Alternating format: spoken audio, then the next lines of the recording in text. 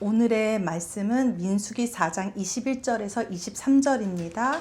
저희가 한 목소리로 함께 봉독하겠습니다.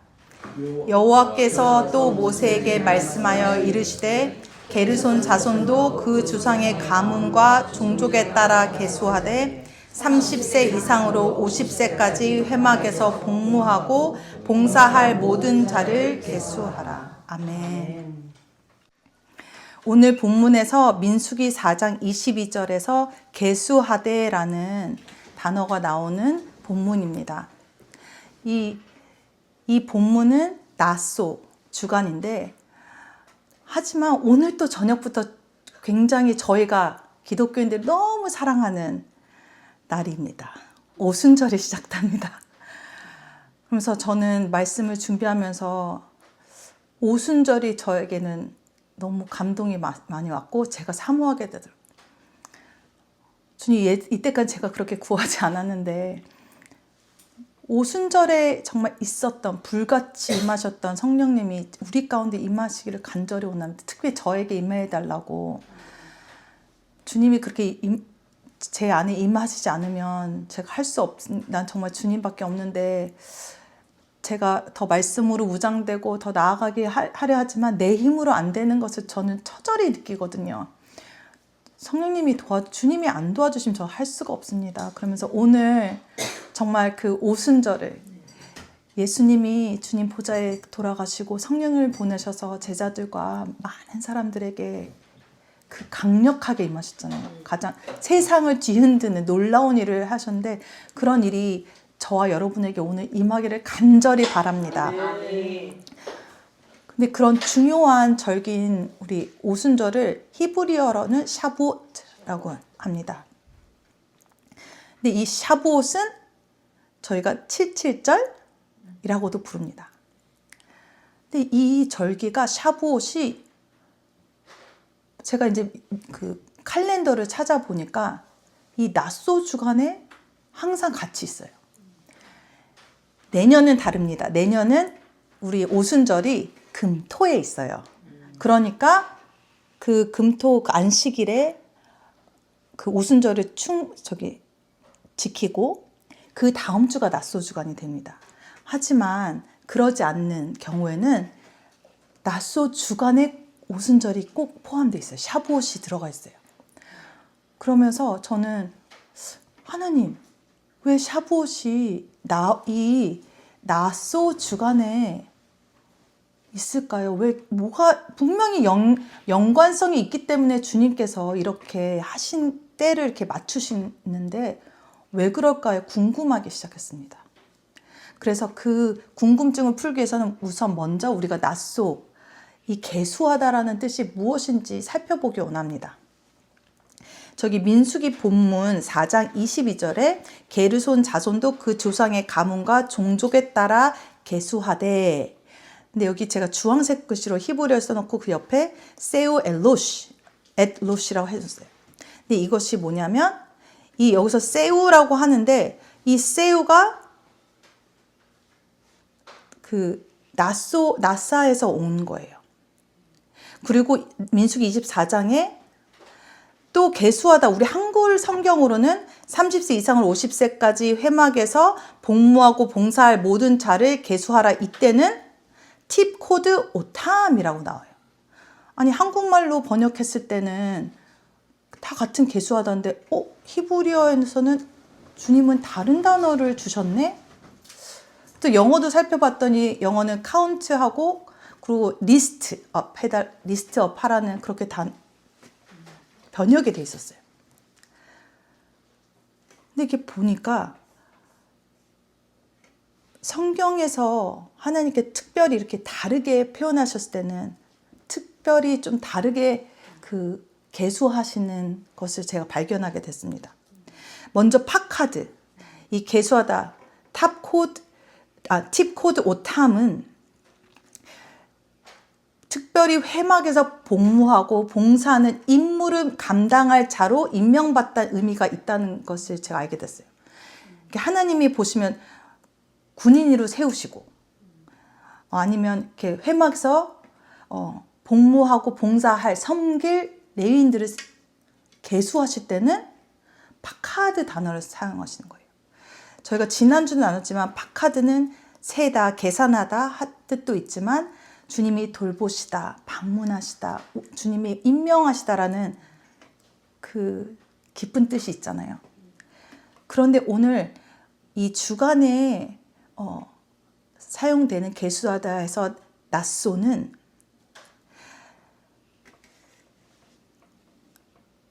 나소 et 로시, take a census 이렇게 번역이 되는데 인구 조사를 하라는 거예요. 근데 이 나쏘는 계수하다, 들어 올리다, 나르다, 가져가다, 가지고 가다, 지탱하다, 취하다, 제거하다라는 뜻이 있어요. 근데 중요한 것이 이 뒤에 at는 무엇을 들어 올리느냐, 무엇을 우리가 계수하느냐, 무엇을 나르냐, 무엇을 가져가고 가지고 가는지, 지탱하는지, 무엇을 취하는지를 뒤에다가 이렇게 설명해줘요. 근데 이게 뭐냐면 로시예요. 근데 로시는 이 머리라는 뜻이에요. 그래서 예수 그리스도도 그러셨잖아요. 예수 그리스도가 머리가 되시고 우리는 각 지체가 돼야 된다고. 그러니까 우리는 예수님을 머리로 들어 올리고 우리 그 머리를 온전히 지탱해야 된다는 거예요. 제가 요번에 아프면서 뇌가 얼마나 중요한지를 절실히 깨달았습니다. 이 뇌 수술을 해서 저는 후유증이 거의 없어서 괜찮다고 생각했지만 그것과 무관하게 이 뇌를 열었다 닫고 중요한 머스들을 중요한 하나님이 창조하신 정말 우리가 이렇게 상상하고 표현할 수 없게 기묘하게 이 지으신 이 머슬들과 신경들을 이렇게 자르다 보니까 한쪽 머슬이 이렇게 약해진 거예요. 오른쪽이 특히.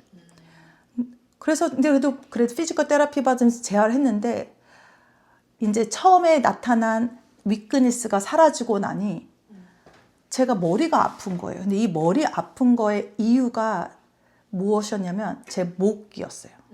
목의 머슬이 너무 약해진 거예요. 그러니까 이 목의 근육이 약해지다 보니까 이 무거운 머리를 지탱을 못 하는 거예요.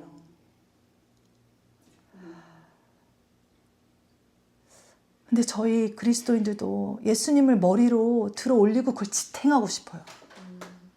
예수 그리스도를 머리를 들어 올려서 그거를 아주 그냥 굳세게 단단하게 반석처럼 탁 올려들고 싶은데 제 마음은 정말 말씀으로 그냥 매 순간순간 다 그냥 꿀송이 같이 먹고 싶고 기도도 많이 더 하고 깊이 하고 막 하고 싶은데 그것은 소원이고 정말 내 생각에 오직 예수님이 부어주시는 주님이 부어주시는 하나님 나라에 대한 생각과 이 하나님 뜻을 온전히 내 머릿속에 꽉꽉꽉 채워놓고 싶은데 그렇게 하는 것이 지탱하는 것이 어렵더라고요. 하지만 주님이 이 말씀을 주실 때는 그렇게 도우시겠다는 하나님의 부르심이 있는 것. 이게 나의 명령이야. 네가 그렇게 하려고 해라. 그렇게 순종해라. 우리가 순종할 때 하나님 나라의 법칙에서는 우리가 순종할 발을 뗄 때부터 하나님 역사하시잖아요. 우리가 주님의 말씀 순종할 때 그때부터 도와주세요. 우리의 소원을 아시니까 우리가 어떤 방향으로 나아가기 원하는지 아시기 때문에 도와주시잖아요. 이 머리를 든다는 것은 예수 그리스도를 우리 구세주를 머리로 든다는 것은 내 삶의 주인이 내가 아니라 내 생각대로 살아가는 것이 내가 만들어가는 내가 삶을 살지 않고 예수 그리스도께서 만들어시고 인도하시는 그 길을 내가 걷기 원합니다. 주님이 디자인하시는 설계하시는 마련해 주신 그 인생을 살기 원한다는 그 소원이 있는 거예요. 그러면서 이 나소 주간에 이 말씀을 통해서 우리에게 말씀 강조하시는 것은 예수님을 우리의 머리로 올려야 한다는 것을 재차 강조하시는 겁니다. 우리 자신이 머리가 돼서는 절대 안 되고 예수님이 우리의 삶의 중심이시고 우리를 다스리시고 우리의 생각과 모든 것을 예수님께서 통치하시고 주관하시도록 우리는 그저 예수님을 머리로 들어 올리고 지탱해야 된다는 것입니다. 예수 그리스도를 올려드린다는 것은 예수 그리스도께서 말씀이잖아요. 말씀이 말씀으로 우리 삶을 살아내기 원하시는 그 하나님의 뜻이 있다는 것입니다.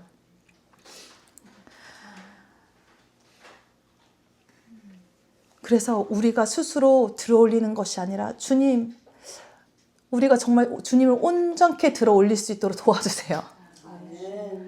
그것이 주님께서 그렇게 머리로 들어올려 드리는 삶을 살기 원하는 그 부르심이 오늘의 핵심 메시지인 것입니다. 그리고 이 중요한 예수 그리스도를 머리로 올려드리는 이 중요한 주간에 제가 사랑하는 구절이 또 있습니다.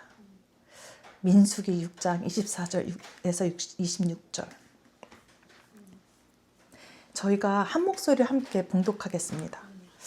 여호와는 내게 복을 주시고 너를 지키시기를 원하며 여호와는 그의 얼굴을 내게 비추사 은혜 베푸시기를 원하며 여호와는 그 얼굴을 내게로 향하여 드사 평강 주시기를 원하노라 할지니라.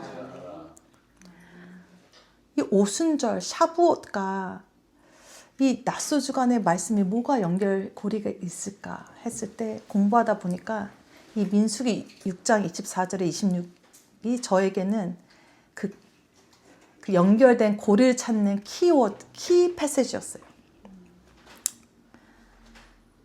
제가 이 가사로 작곡된 그 성가곡도 굉장히 좋아합니다.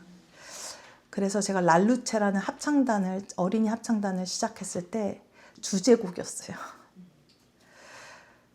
여호와는 내게 복을 주시고 너를 지키시길 원한다. 여호와는 그 여호와의 얼굴을 우리에게 비추시고 은혜 베푸시기 원한다. 그리고 여호와는 그 얼굴을 우리에게로 향하여 드시고 평강 주시기 원한다. 근데 그것만큼 축복된 메시지가 없더라고요. 우리 다음 세대들한테. 또 저 자신에게도 내가 사랑하는 사람들에게. 근데 여기에 비밀이 숨어 있습니다. 이 평강 주시기 원한다고 하시는 것은 평강이 없으면 아무것도 없다는 거예요. 근데 제가 수술하면서 깨달은 게 하나님께서 우리 예수님께서 저에게 평강을 선물로 안 부어주셨으면 저는 그 수술을 이겨냈을 수 있을까요? 잘 깨어났었을까요? 아니라고 생각합니다. 저는 아직도 그 수술했던 5일이 저한테는 꿈과 같은 꿈에서 이렇게 구름 위를 걷는 듯한 그런 때로 저는 아주 각인이 되어 있습니다. 제가 아니었어요. 가장 하나님 아버지가 부어주신 평강에 차고 넘쳤던 하나님이 그냥 선물처럼 그렇게 하셔서 제가 그 순간을 승리할 수 있었던 것입니다. 이것에서 샤부옷 오순절의 그 비밀과 연결되어 있는 거예요. 저희 그 다음에 이렇게 보면 샤부옷이라는 뜻은 히브리어로 위크란 뜻이 있어요. 근데 저희가 여기 다음 그림을 보시면서 제가 설명을 드리는 것을 보시기 원하는데 이 샤봇은 아까도 말씀드렸지만 오순절, 펜타코스트에 해당하는 히브리의 명칭인데 이 샤부오트는 6월절로부터 시작이 돼요. 저희 초실절이 1일이 되면서 49일이 지나는 거죠. 이렇게 하루하루 세잖아요. 저희가 오메르 카운트가 시작될 때 저희가 그 성경 읽기표를 나눠드리면서 우리가 얼마나 성화되게 아름답게 하나님이 지으신 창조된 그 모습으로 회복되기 원하는 그 아버지의 사랑이 담겨 있으면서 저희가 이렇게 말씀을 읽으면서 지내왔잖아요. 정말 이 오순절이 와서 이때 정말 하나님의 크신 은혜를 받기를 너무 사면서 그 그릇을 준비하는 과정으로 지냈는데 이때를 살펴보면 놀라운 일들이 있었더라고요. 이 기간에. 저희에게는 지금 현재를 사는 우리에게는 이 오메르 카운트 동안 49일 동안 별로 특별한 일이 이렇게 저희가 경험하지는 잘 못했습니다. 하지만 이 그림에 보면은 Seven Weeks to Sinai라고 나오잖아요. 여기 보면 패스오버, 유월절을 하면서 애굽에서 나와요. 그래서 무교절이 시작하는 그 첫날부터 탈출해서 나오잖아요. 그러면서 마라의 물을 경험하고 하나님께서 이 쓴물을 단물로 바꾸시고 생수로 바꾸시고, 밥이 없는 그들에게 쿠킹을 할 필요가 없어요. 하나님이 하늘에서 만나를 내려주시고, 물이 돌에서 나오고, 그리고 아말렉과 전쟁하고, 이런 일들이 다 오메르 카운트 그 49일 동안 있었던 거예요. 성경에는 7번의 안식주를 보내야 된다고 말씀하셨어요. 그리고 마지막에 끝에가 이 오순절에 있었던 일이 무엇이냐면, 여기 사진에 뭐라고 적혀있냐면 Giving of Torah. 하나님의 죄의 종이고 애굽의 노예였던 이스라엘 백성이 6월절을 지나 이 오메르 카운트가 시작하면서 하나님의 백성으로 탈바꿈하고 있는 거예요. 근데 하나님의 백성으로서 너무도 중요한 것이 이 말씀. 하나님의 말씀 없이는 온전한 하나님의 백성이 될 수가 없어요. 이 말씀, 하나님 말씀은 우리에게 장벽 같은 거예요. 벽.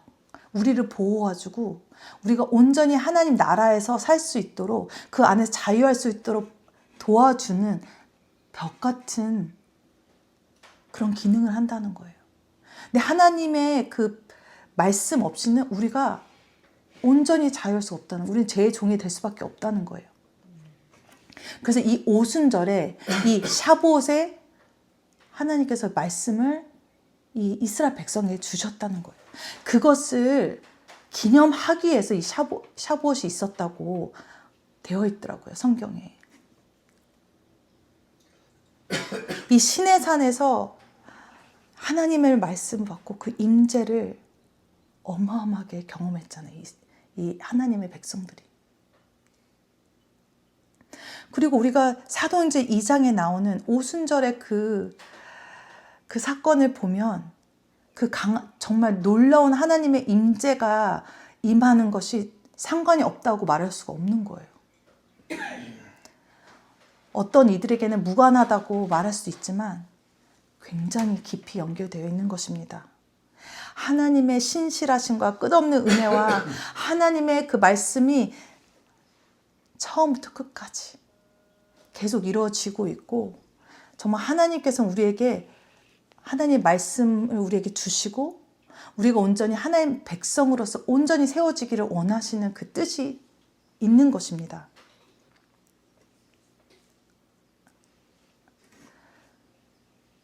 근데 이 샤부, 또 그 77절 오순절에 불리는 이 날에 이스라엘 백성이 시내산의 십계명을 받고 하나님 말씀을 받고 하나님의 언약 백성이 된, 너무도 귀한 시간이었고, 돌판에 기록된 그 십계명 말씀을 받는, 하나님께서 주신 그날인데, 너무 안타깝게도 금송아지 사건이 바로 있습니다. 얼마나 안타까운지, 저희는 그 결말을 알기 때문에 안타까운데, 하나님께서 저희가 이 오순절 샤봇이 왜 중요한 사건인지, 우리에게 어떻게 나서 주건가 하는 것을 알려주시는데, 이스라엘 백성이 시내산 십계명 받고 하나님의 언약 백성이 된 일, 돌판에 기록된 그 하나님 토라가 주어진 그 강력한 임재와 금송아지 사건에서 그 비밀이 있다는 것입니다. 이 희년서에 따르면 하나님의 임재의 천사, 사자를 통해 모세에게 하나님께서 이 말씀 토라를 주셨다고 기록되어 있어요.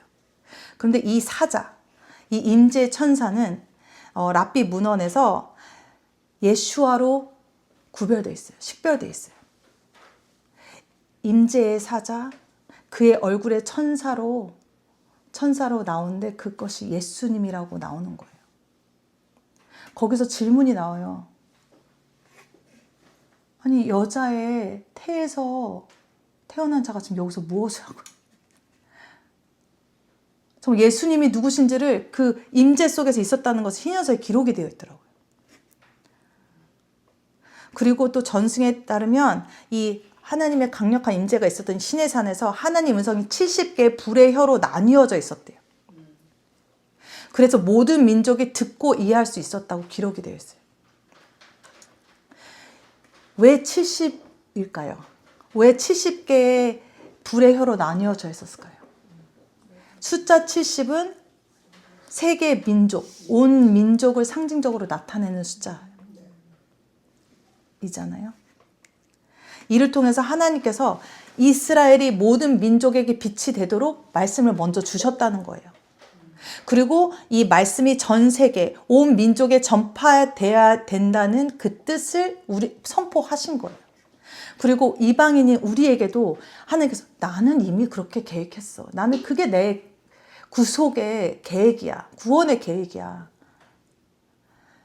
이 임재가 오직 이스라엘에게만 베푼 것 같지. 나의 은혜가 아까 민수기 6장 26절에서 27절에 있었던 24절 27절에 있었던 그 축복이 오직 이스라엘에게만 주어진 것이 아니라 우리에게도 하나님은 처음부터 계획하셨던 구속사가 있었다는 계획이 있었다는 것을 우리에게 알려주시고 계시는 것입니다. 처음에 이 시내산에서는 이스라엘 백성들이 그것을 경험했지만 예수님이 메시아이신 예수님이 이 땅에 오신 이후 부활 후에 하나님 보좌로 다시 돌아가신 이후에는 우리가 그 임재를 오순절에 경험했다는 것입니다.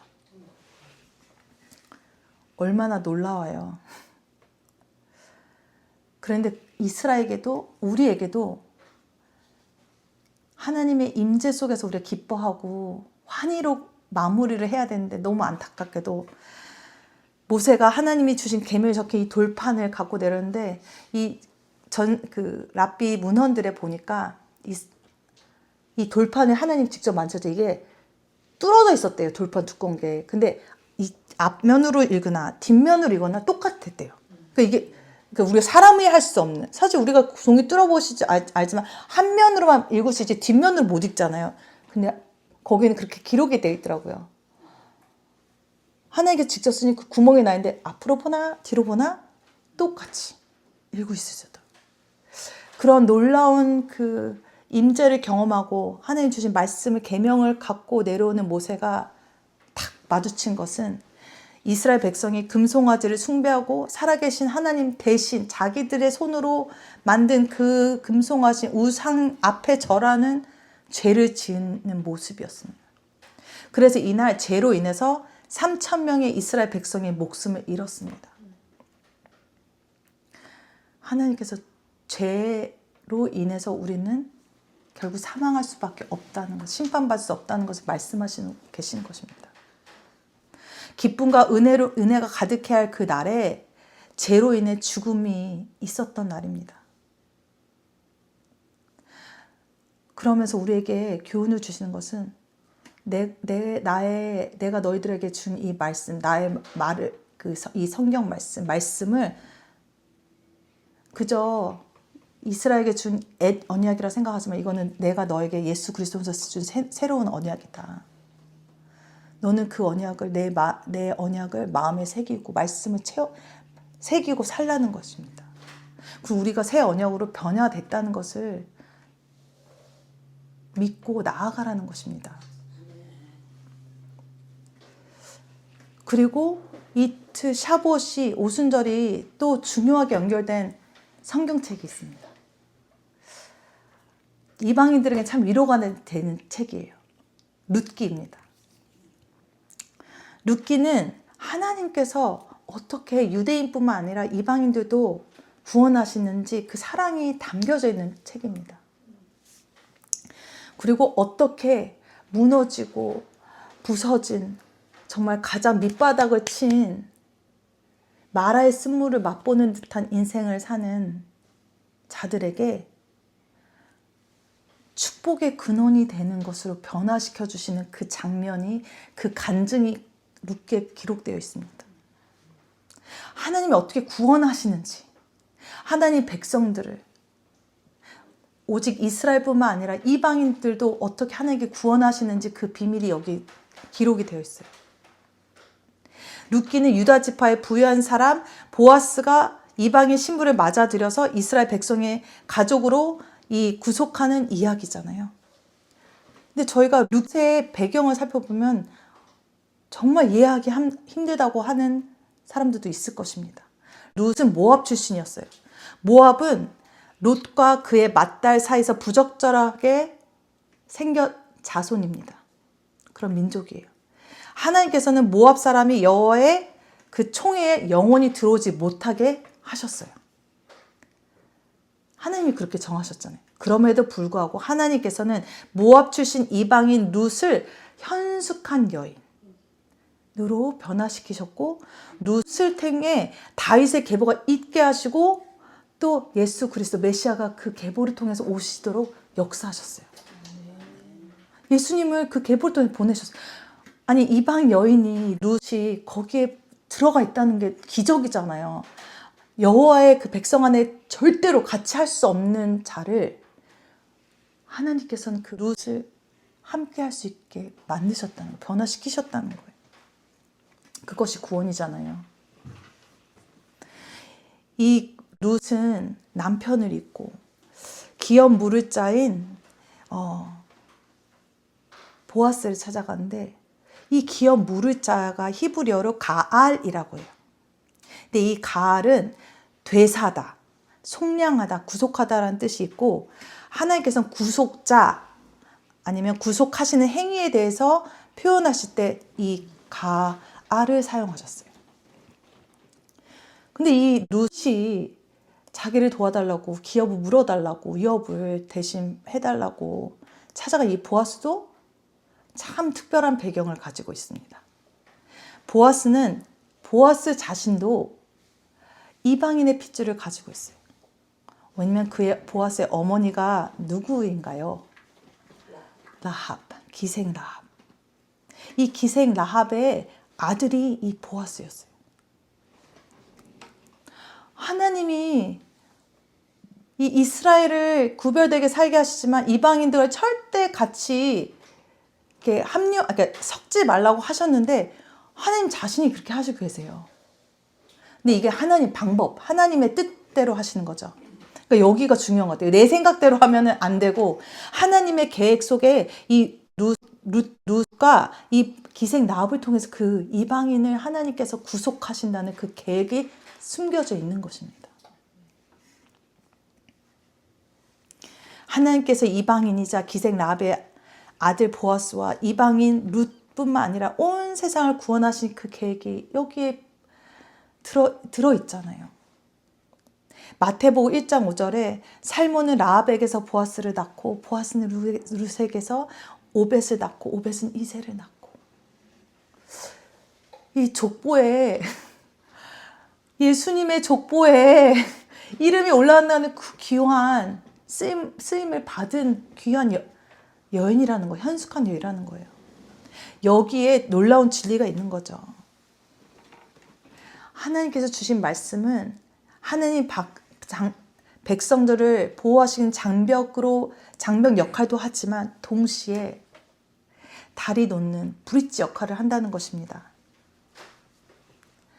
성경에서는 룻과 같이 이방, 모압 사람은 이스라엘 백성들과 함께 할 수 있는 권리가 없었지만 하나님께서는 이스라엘 사람의 과부인 룻을 위해서 기업 물을 자를 구속자를 찾도록 명령하신 거예요.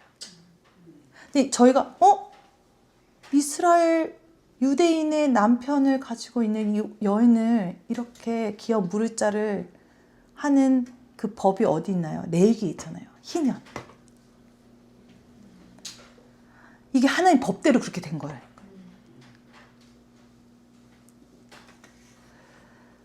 그리고 이 룻은 하나님의 방법으로 하나님 나라의 법대로 룻은 이스라엘 백성과 동등한 구성원으로 들어올 수 있는 권리를 갖게 된 것입니다.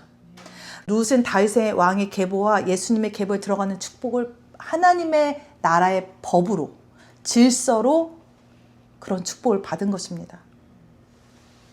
그래서 우리는 이 룻기를 통해서 이 하나님의 구속사의 그 플랜을, 이방인을 향한 그 플랜을 우리는 비밀을 우리가 볼 수 있는 것입니다. 그 구속의 빛을 우리가 발견할 수 있는 것입니다. 그렇기 때문에 이것이 오순절에 있었던 것은 예수님이 오시기 전과 후의 다른 점은 이방인들에게 그 은혜의 빛이 비춰졌잖아요. 그것이 얼마나 감사한지. 그리고 또 이 샤부옷이 우리에게 또 너무도 그 큰 비밀을 갖고 있는 말씀이 또 있습니다.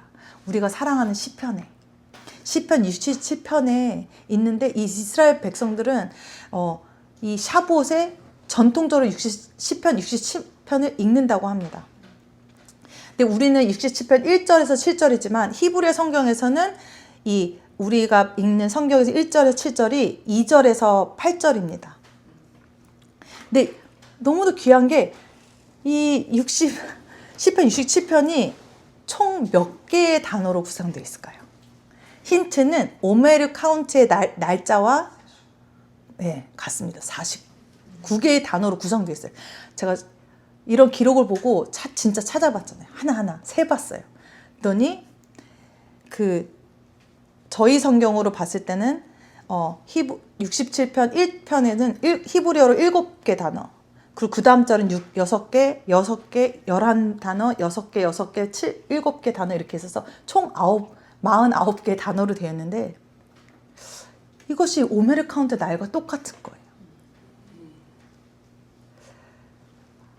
그리고 제가 사랑하는 오늘 저희 민수기 6장 24절에서 27절에 나왔던 그 말씀이 이 시편 67편에 나와요.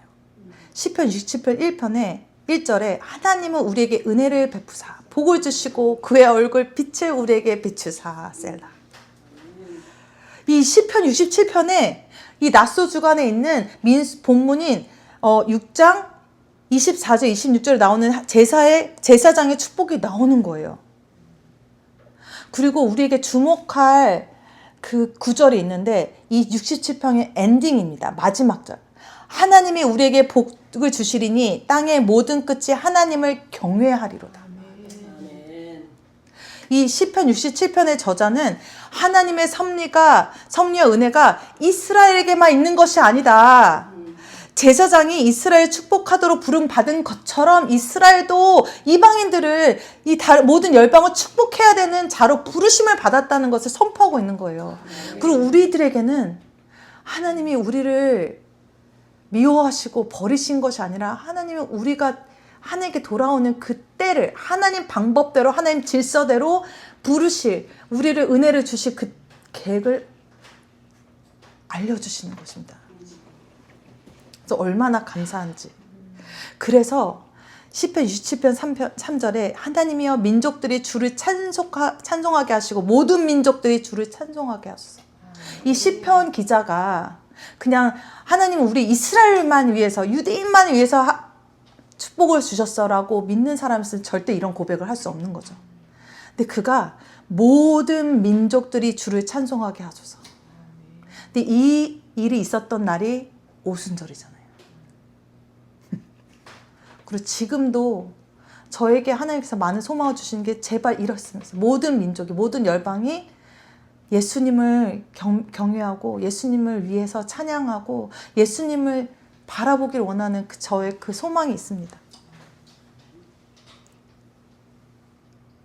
근데 어떻게 하나님께서는 이 모든 민족들이 하나님을 찬양하게 되게 하실까요? 그것이 사도행전 2장 1절에서 4절에 나옵니다. 저희가 한 절씩 봉독하겠습니다. 오순절 날이 이미 이름에 그들이 다 같이 한 곳에 모였더니 호련히 하늘로부터 급하고 강한 바람 같은 소리가 있어 그들이 앉은 온 집에 가득하며 마치 불의 혀처럼 갈라지는 것들이 그들에게 보여 각 사람 위에 하나씩 임하여 있더니 그들이 다 성령의 충만함을 받고 성령이 말하게 하심을 따라 다른 언어들로 말하기 시작하니라. 하나님은 시내산에서 있던 그 놀라운 임재가 예수님이 오시고 성령님이 강림하실 때 그런 일이 있을 것을 시내사 때는 이스라엘 백성에게 임하시고 예표하시고 선포하신 것이고, 우리는 예수님이 이 땅에 오시고 우리를 위해서 죽으시고 부활하시고 하나님 보좌 가시고 성령님을 우리에게 보내주심으로 우리는 그 임재를 경험할 수 있는, 그 은혜를 입는, 그 사랑을 입을 수 있는 구속의 그 은혜를 받았다는 것입니다. 그리고 여기서 더 우리가 이 시내산의 임재와 이 오순절의 때를 생각하면 정말 놀라운 연관성이 있습니다. 방금 전도 보셨지만 하나님의 음성이 70개 불의 혀로 임했다고 그랬잖아요. 그리고 그 광야에서 장로들에게 갈라져서 머물러 있던 그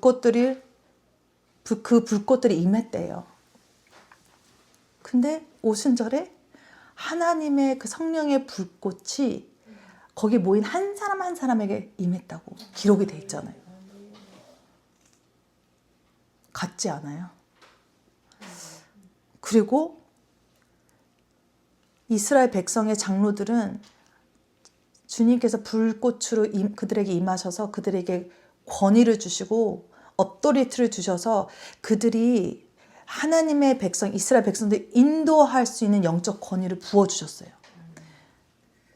오순절에 사도들은, 예수님의 제자들은 성령님이 그들에게 임하셔서 불꽃으로 임하셔서 불같이 임하셔서 예루살렘과 온 유대와 사마리아와 땅끝까지 모든 민족에게 예수님을 증거하는, 예수님의 증인이 되는 복음을 전할 자로 부르심을 받고 그 권위를, 영적 권위를 소유하고 그렇게 순종하며 살아셨어요. 그리고 그 오순절 때 그렇게 불을 받은, 성령님이 불같이 임했던 그들은 했던 것은 온 열방으로 퍼져나가서 복음을 계속 전파해서 저희가 이 순간 우리가 복음을 들을 수 있는 그 축복이 우리에게도 온 것입니다. 그리고 시내산 때는 그 놀라운 임재 후에 죄로 인해서 3,000여 명이 죽었잖아요. 이 출애굽기 32장 28절에 레위 자손이 모세의 말대로 행하매 이날에 백성 중에 3,000명 가량이 죽임을 당하니라. 근데 사도행전 2장 41절에 그 말을 받은 사람들은 세례를 받음에 이날의 신도수가 3,000이나 더하더라. 주님이 왜 3,000이란 숫자를 동등하게 하셨을까요? 우린 죄로 죽을 수밖에 없었지만 우리는 예수 그리스도께서 십자가에 못 박히시고 예수님께서 부활하시고 50일째 되는 그 오순절에 성령이 백성에게 주어진 그 은혜가 임했다는 것을 선포하잖아요. 우리가 구속될 수 있는, 우리가 구원받을 수 있는 것은 단 한 가지 이유, 예수 그리스도밖에 없다는 거예요. 이스라엘은 6월절에 그 어린이의 보혈의 피를 문설줄에 발라서 죽음의 영이 패스오버하면서 그들은 구원받았잖아요. 생명을 얻었잖아요. 저희는 예수 그리스도 때문에 우리는 생명을 얻었다는 것입니다. 즉 이 온 열방과 온 민족에게 구원이 임하려면 예수 그리스도밖에 없다는 거예요. 하나님께서 시내산에서 하나님의 말씀, 언약의 말씀, 십계명을 주시고 그들과 언약을 맺으신 이유는 우리에게, 나는 너에게 내가 그 언약한 대로 신실하게 약속을 지킬 것이다. 예수 그리스도가, 예수와 하나님께서 너에게 임해서 그가 너를 위해서 죽고 부활하고 너의 대신 너의 죄값을 치르고 너희가 온전한 생명을 얻게 된다는 것을, 예수님의 그 하나님 아버지는 그 계획을 우리에게 알려주고, 너는 할 일은 오직 예수 그리스도를 믿어라. 오직 예수 그리스도를 머리를 올려드려라. 예수 그리스도를 머리에 올려드리고 지탱하는 삶을 살라고 이 은혜를 주신 거예요. 저희가 온전히 하나님의 언약의 백성인 것을 확증시켜주는 날이 이 오순절이었다는 거예요. 정말 간절히 원합니다.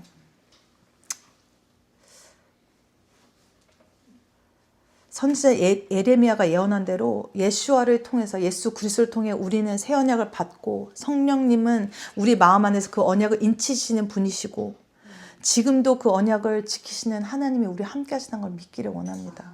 저는 그 믿음이 약했었어요. 근데 이번에 말씀을 준비하면서 내가 이제는 그 믿음을 가지고 예수 그리스도를 내가 온전히 올려드리기 원합니다. 정말 예수 그리스도의 머리로 온전히 들어올리고 지탱하기 원합니다. 그리고 이 예수님은 우리는 결혼의 관계잖아요. 이스라엘 백성들이 시내산에서 언약의 관계에 들어가는 것은 결혼식이래요. 이스라엘 백성들에게. 6월절은 약혼식.